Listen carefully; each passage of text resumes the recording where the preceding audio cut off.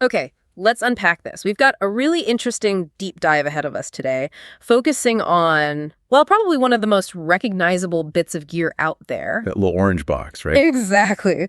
The Bias DS Distortion series. We got a request to really get into the weeds on this one. And it's a fantastic topic because the DS1, the original, it's not just another pedal. It's sort of the blueprint for hard clipping distortion, the benchmark. It really is. You hear that sound and you instantly think rock guitar, right? Especially from the late 70s onwards. Absolutely. It's like embedded in the collective consciousness of guitar players. So our mission today, our goal, is pretty clear. We want to trace how this one core idea, this specific circuit evolved over, 4 decades now? More than that, yeah, since 78. Right. So starting with that original DS1, then we'll look at that weird digital phase they went through in the mid-'80s. The hybrid era. Kind of fascinating, if a bit quirky. Definitely quirky. Then back to analog refinement, grunge era stuff, and finally landing on what they're doing now, these super modern, high-tech Wazacraft versions. It's actually a brilliant case study. How do you keep reinventing something based on that same core concept, that symmetrical silicon diode hard clipping? They used everything they had, tweaking tiny components like op amps early on, all the way up to like sophisticated digital processing later. It really shows this drive for continuous reinvention, always asking, okay, this thing's legendary, but it's got flaws. How do we make it better? Or maybe just different? Exactly, addressing those perceived flaws. And for you listening, this isn't just about pedals, is it? It's about seeing how technology and design respond to musicians' needs over time, how one idea gets adapted. Yeah, it's a wider story about innovation. We've pulled together details from sources covering, I think, 7 key models, looking at the circuits, the sound, the history, the whole deal. Yep, got all the tech specs and the stories behind them. Okay, so let's start where it all began, ground zero. It has to be the original, the DS1 Distortion. The DS1, 1978. I mean, just think about that. Bias S's first actual distortion pedal. And the fact that it's still in production, basically unchanged in its core design for over 40 years. That's pretty wild. It really is. So many other pedals, clones, competitors, they've come and gone, but the orange box just keeps going. It's the definition of a classic. I mean, if you're designing a distortion pedal today, the DS1 is still probably your starting point, your reference.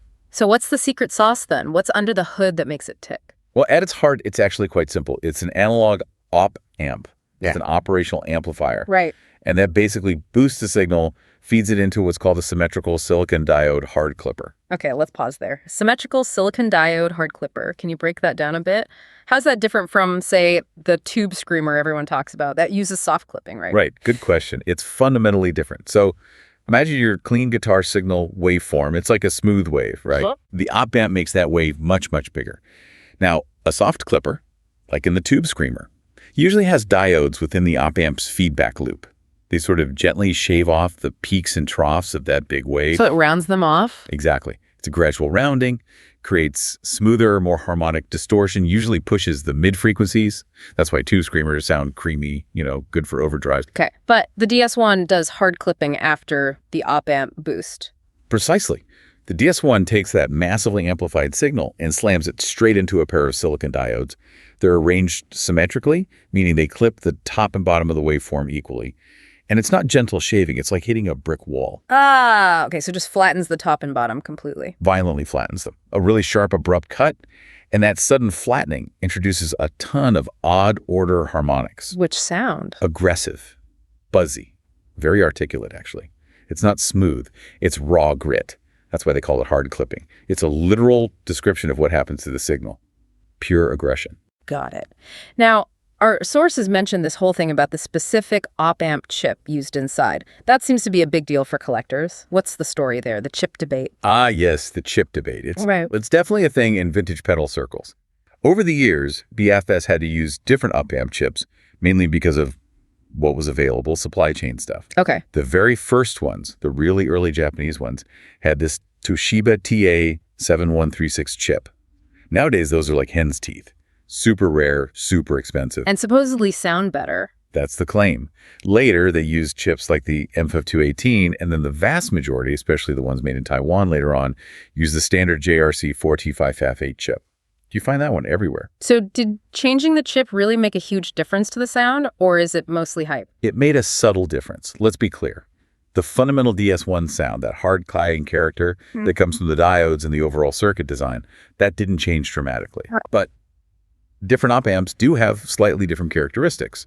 Things like slew rate, how quickly they react, their noise level, and maybe, crucially, their internal headroom before the signal hits the clipping diodes. So the pre-clipping stage might feel slightly different. Exactly. Some argue the old Toshiba chip had a tiny bit more headroom, or maybe a slightly smoother transition into clipping.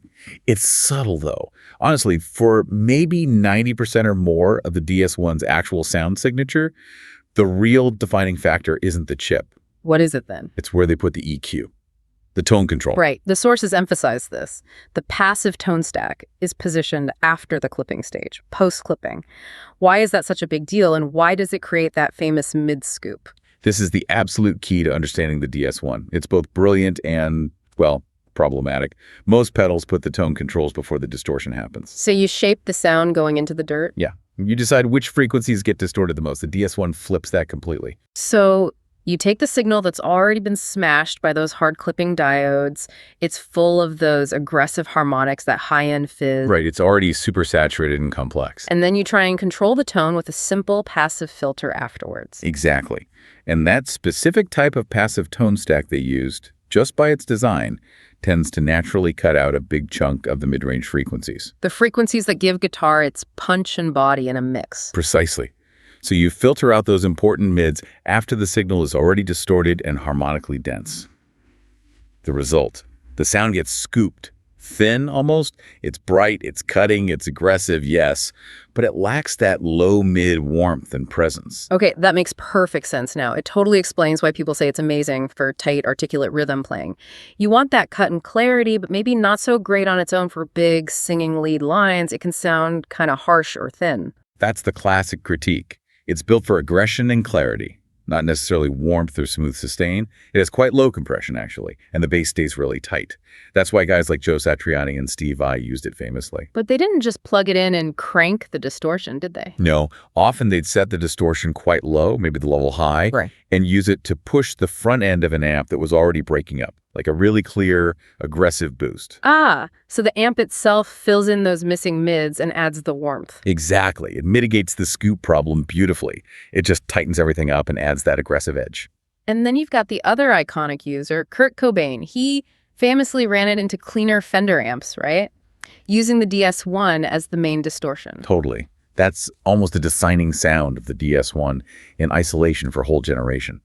Bright, almost abrasive, sometimes raw. Perfect for that grunge garage rock thing. So the pros are clear. It's cheap, it's built like a tank, legendary clarity. But the cons, the things you need to consider, are real too. Definitely. That mid-scoop is the big one. It can be hard to work with depending on your amp and guitar. The highs. Yeah, if you crank that tone knob too far, it can get genuinely piercing, almost painfully bright. Like an ice pick. Kind of, yeah. And straight into a very clean amp, some people do find it sounds a bit cold or flat.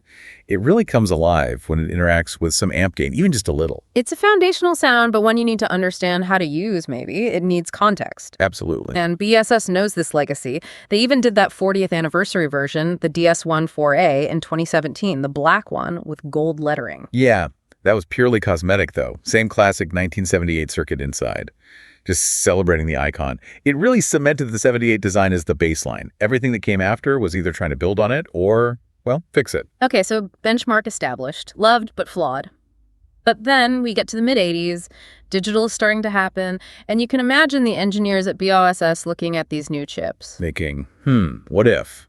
Exactly. What if we combine our classic analog distortion with this new digital stuff?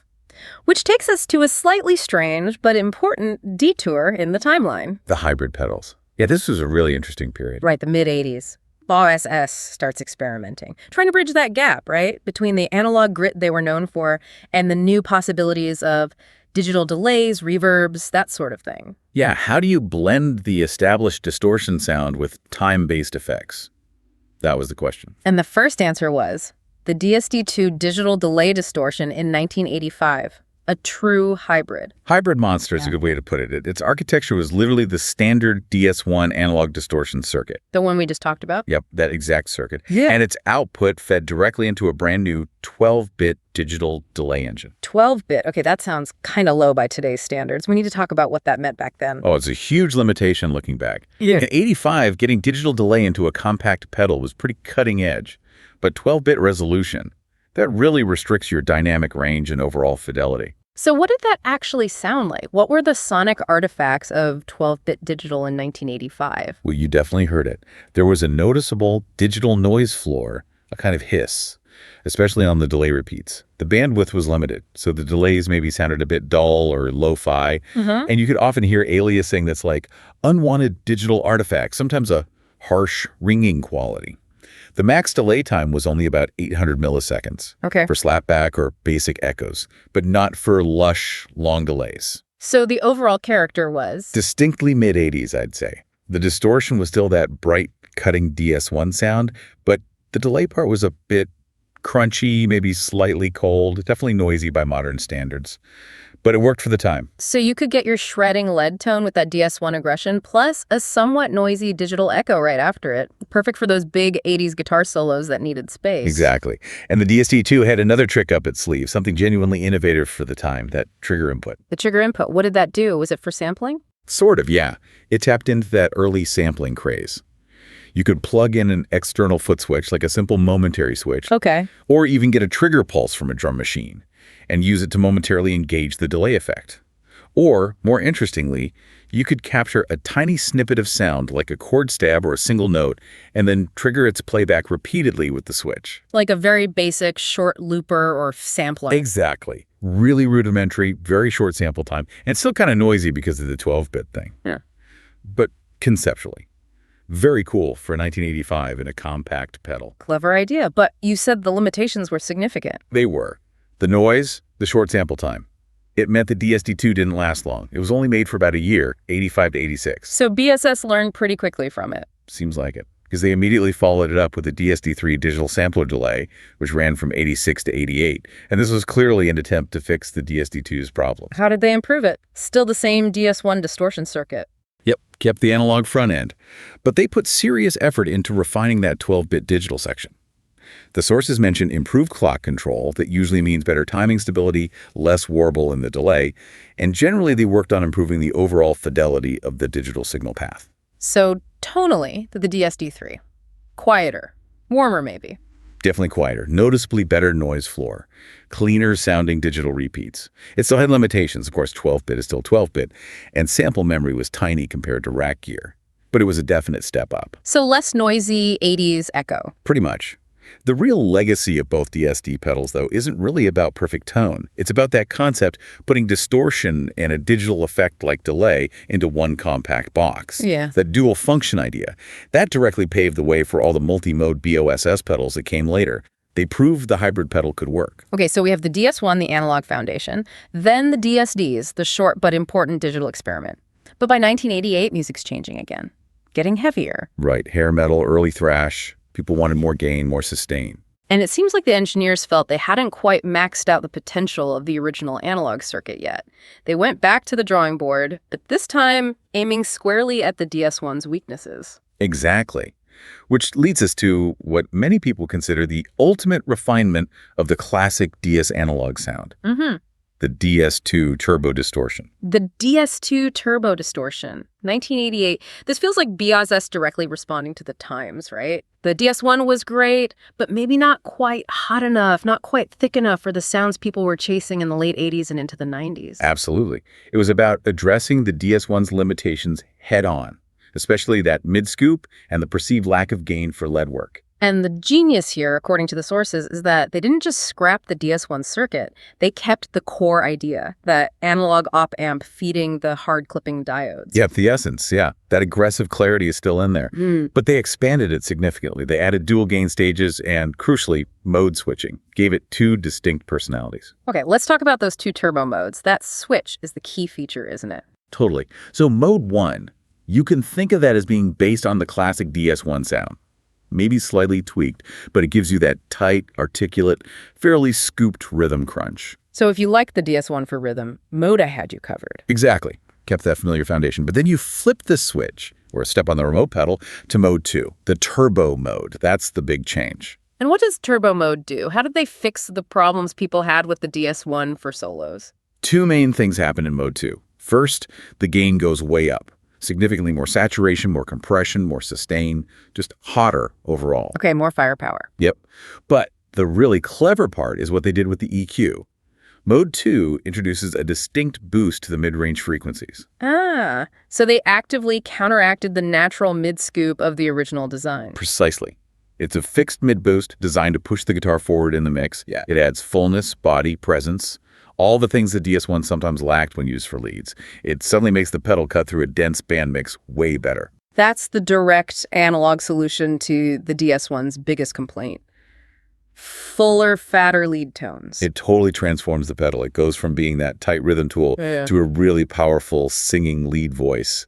And BSS knew how players would want to use this live. Right, switching between rhythm and lead sounds. Yeah, so they added another crucial feature, the remote jack. The remote jack seems simple, but hugely practical for live use. Absolutely essential. It lets you plug in an external foot switch, usually just a simple momentary switch like the Bios SFS5U. And you can instantly switch between mode I and mode 2 just by stepping on that external switch. You don't have to bend down and fiddle with the knob on the pedal itself. That's huge for playing live. You can have your rhythm sound set, then just stomp for the solo boost. Made it incredibly versatile on stage. That focus on practicality really helps cement its place on pro pedal boards. And speaking of pro boards, we can't talk about the DS2 without mentioning its most famous user, right? The guy who basically defined its sound for a generation. Gotta be Kurt Cobain. Absolutely. Nirvana. Yeah. The DS2 was all over their stuff, live and in the studio. It practically is the sound of 90s grunge distortion for many people. It really is. And you can totally imagine how he used those modes. Maybe the cleaner, scoop mode I for a verse part, punchy, raw, and then bam. Hit the remote switch for the chorus, engage turbo mode 2, and get that huge, saturated mid-forward wall of sound. That dynamic switching was perfect for their music. So the DS2 really proved that BSS could take their classic formula, listen to what players needed, add features, fix the weak spots. All without losing that core DS character. Right. That hard clipping DNA was still there. It was just more versatile, more powerful. It feels like the peak of their analog development for the DS line at that point. I'd agree with that. The definitive analog refinement. Okay, so DS1 sets the stage. DS2 refines the analog recipe. Now let's jump forward again. We're heading into the 2010s. Technology's moved on massively. Digital processing is way more powerful. Yeah, digital modeling is becoming really sophisticated by this point. So BSS has a choice. Do they keep tweaking the analog formula? Or do they fully embrace digital to recreate or maybe even surpass the DS sound? And interestingly, they decided to do both simultaneously, which leads us to the modern era. Right, the 2010s. And BSS takes these two really different paths to bring the DS concept into the modern age. It's almost like two different philosophies at play. It really is. On one side, you have them pushing the boundaries of digital signal processing. On the other, they're doubling down on premium, refined analog design, both trying to solve the DS1, but in totally opposite ways. Let's look at Path A first, the digital route. That's the DS1X Distortion X, right? Came out in 2014. Yep, the DS1X. Yeah. This is the full-on technological leap. Okay, it still has analog inputs and outputs, which is good for signal integrity. Sure. But the engine doing the sound generation, purely digital. And it uses BOSS, a special MDP technology. MDP. Multi-dimensional processing. That sounds fancy. What does it actually do for a distortion sound? Can we use an analogy? Okay, think of it like this. Traditional analog distortion, like in the DS1, treats the entire guitar signal the same way when it clips it. Right, just smashes the whole thing. Pretty much. Which often means low notes can get mushy or flabby when heavily distorted, and high notes can get harsh or compressed.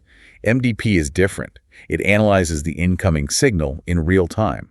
Across multiple dimensions, it looks at the pitch, the dynamics, the different frequency components. So it's smarter. Much smarter. It can literally process, say, the attack of a low E string differently than the sustain of a high G string, even within the same chord. Wow. Okay, so if I hit a big, chunky power chord really hard, the DS1X, using MDP, can keep the low end incredibly tight and define no mud, while also letting the high harmonics ring out clearly without getting fizzy or harsh.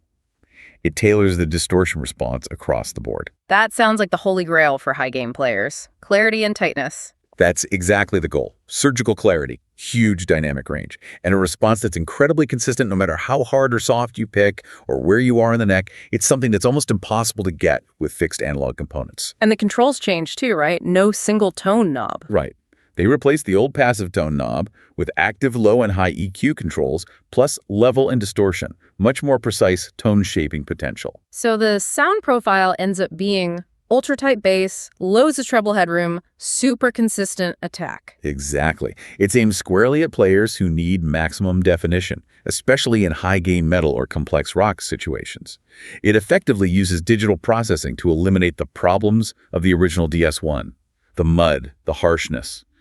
It's clinical aggression. Clinical. Yeah. That's an interesting word. Does that hint at the potential downside? Well, for some players, yes. That very precision, that almost flawless high-definition sound, some find it lacks a certain character, warmth, that organic feel you get from analog components interacting, maybe even struggling a bit. The perfect sound isn't always the most inspiring sound for everyone. Exactly. It can feel a bit sterile or less alive to players who really value that vintage analog vibe. Which brings us perfectly to the other path Bauhaus took. Path B. The DS1W Wazacraft Distortion. This one landed much more recently, 2021, and Wazacraft means... Wazacraft is BOSS's premium line. It generally signifies top-tier analog components, often discrete circuits instead of integrated chips, meticulous Japanese craftsmanship, and a focus on refining classic circuits. It's their statement about the art of analog design. So the DS1W is the opposite of the DS1X. It's all about embracing analog, not replacing it. Completely. It's an explicit commitment to taking that original 1978 circuit and elevating it, improving its flaws, but without losing the soul, the inherent character of the analog design. The architecture is all analog, discrete components, and like the DS2, it's dual mode. Okay, 2 modes again. How are they different this time? Is it like the DS2's rhythm lead thing? Not quite. It's more subtle. It has a switch for standard, S, and custom modes. Standard mode is designed to be a super accurate, but also lower noise, recreation of the original 1978 DS1. So you get the classic sound, warts and all, but maybe just a bit quieter. Pretty much. All the grit, the aggression, the mid-scoop. It's there if you want it, for the purists. And then you flick the switch to C for custom mode. What happens then? What's the refinement? This is where the Waza magic comes in. They didn't just add more gain like the DS2. They carefully tuned the circuit using premium components. The goal was to address the tonal complaints about the original DS1. So tackling the mids and the harsh highs again, but with analog finesse. Exactly. Custom mode offers a noticeably enhanced mid-range response. Yeah. It's not a huge boost like the DS2 Turbo, but it fills things out, gives it more body. It also seems to have slightly lower compression, feels a bit more open and dynamic. How do they achieve that fuller sound in the analog domain?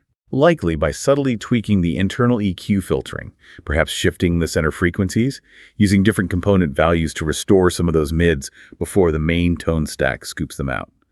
And critically, they use high-quality, low-noise components throughout. This means you can push the gain and tone without getting that harsh, fizzy top end that the original could suffer from. So custom mode gives you the character of the DS1, but smoother, fuller, less harsh, more usable, maybe? That's the idea. It's aimed at players who love the core DS1 sound but want it refined. They want the analog interaction, the feel, but with better tonal balance for modern setups. It's the DS1's heart, but without the headaches. It's fascinating. 2 modern pedals, both based on the DS1, both trying to fix it, but taking completely opposite approaches. It really sets up the core debate, doesn't it? The DS1X, digital perfection, flawless clarity via MDP, the DS1W analog artistry, refining the original's character with premium components. So if we zoom out and look at the whole journey, it's a really clear progression, isn't it? Stage by stage. Absolutely. You start with the analog roots, right? 1978 to maybe 1988. That's the DS1 laying down the law for hard clipping. Then the DS2 comes along and refines it, adds the dual modes, the mid-boost, really responding to player needs in the late 80s, early 90s. Then that brief but important phase of digital experimentation in the mid-80s, the DSD2 and DSD3, trying to blend analog drive with early digital delay. A bit clunky maybe, but showed they were thinking about multi-effects early on. Yeah, a necessary step, even if short-lived. And that brings us to the modern precision era, the 2D10s onwards, where they split their focus. Right. The DS1X takes the digital path, using MDP for that ultra-clear, high-definition sound, solving the problems through processing power. While the DS1W goes the other way. Wazacraft. premium analog components, careful tuning, balancing the original recipe, perfecting the character. And looking back, you can see how each major iteration was in some way trying to address those initial considerations or flaws of the very first DS1, that mid-scoop, those potentially harsh highs. Exactly. The DS2 attacked it with a direct mid-boost and extra gain. The DS1X basically uses digital smarts to engineer the problems out of existence. And the DS1W uses careful analog tuning in its custom mode to subtly rebalance the EQ for a fuller, smoother result. Different tools, same underlying goal. Improve on the benchmark. It's amazing how this one series basically charts the whole history of compact pedal tech, from just simple analog clipping Through those early hybrid digital ideas. all the way to today's super sophisticated digital processing and high-end boutique-style analog craft. It's all there in the DS lineage. It really is a masterclass. How do you keep a core sound relevant and evolving for over 40 years? You use every technique available while trying to hold on to what made it special in the first place. The DS1's legacy isn't just the sound itself, but the fact it became this platform for constant innovation. Proof that an iconic sound can be preserved, tweaked, enhanced, completely reimagined, using silicon diodes one decade and complex algorithms the next. Which brings us right to that final thought, that question for you, the listener, to chew on. Yeah, we've seen these two modern takes. The DS1X offers that incredible high-definition clarity, digital precision, no mud, tons of headroom. And then the DS1W focuses on perfecting the analog experience. Premium feel, warmth, character, maybe even embracing some of those subtle imperfections that make analog sound, well, analog. So it really poses a fundamental question about where guitar tech, maybe all audio tech, is heading. As technology keeps getting better, more powerful, what's the ultimate goal for circuit designers?